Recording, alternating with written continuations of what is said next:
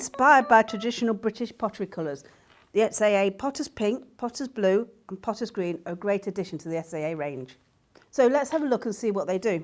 Okay, so Potter's Pink, it's a lovely dusky pink. All of the colours are opaque, so they have lovely covering power, but when you add water, when dilute them, they also have wonderful granulating properties. So Potter's Pink, load up my brush to show you the different textures, and you can see the lovely colours coming out there. I'll just do another swatch, a little wetter, so I can show you the granulating properties. So watercolour. So lots of water, and it just makes that dusky pink granulate and have a lot more texture. Okay, so let's clean my brush and go on to the green. Again, an opaque colour. All of these three colours are opaque, so great covering power. But when you add water, the lovely properties emerge. So there you go, the green, lovely creamy green, I would call that. Dilute it a little bit more, very wet brush, tip of the brush into the colour. So very wet, you should be able to see the granulation happening. Okay, onto the blue. So this is I would say a warm blue, a kind of mellow colour. So a nice solid swatch. There we go, so you can see the mellow blue in there. Whenever I'm doing swatches, I do at least 3 or 4 different strengths. So a fairly neat strength or a lot lighter strength, just so you can see the whole possibilities of these colours. And in a minute, I'm going to go on and actually mix these 3 colours together to again see what I can do with the 3 colours I have. There we go. So you can see a stronger strength and a lighter strength, and you can see they are starting to granulate. It will be much more obvious once they dry. So let's see, like I said, I often mix the colours I've got. I want a mid-strength pink, so start with pink on this side, run that in there, and I'm going to mix the blue. And I've been pleasantly surprised with this mix. So I'll mix the blue going in this way, and what I've found is it makes a really wonderful violet colour.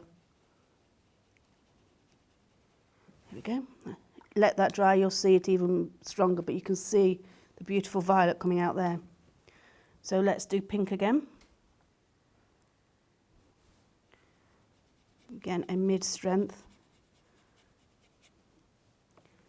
And now the green. So every time I've had a new colour, I always do these mixes.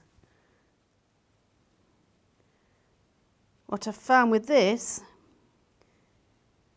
is it becomes a kind of a much more dusky pink, adding the green in, but I find it quite a natural colour, and it did inspire me to do some of the pictures I've done with these colours, and I'll talk about that in a minute. So next one is the blue and the green. So I'll go for the green first. Green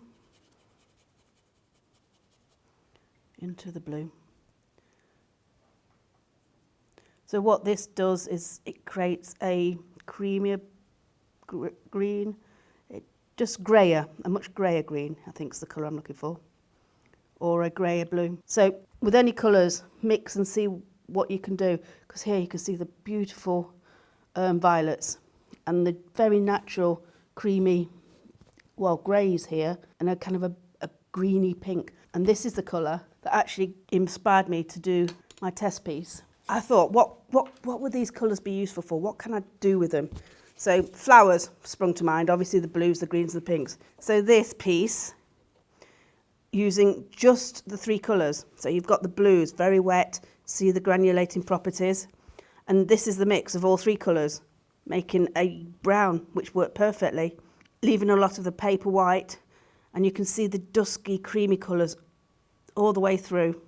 If I was going to add another colour, I would add a colour that can darken a little bit more, and darken this green and give me a little bit more tones. But on the whole, it works as a lovely soft pastel-y picture. That colour in the middle, I did mention, it inspired me. I thought, oh, that's a wonderful flesh colour.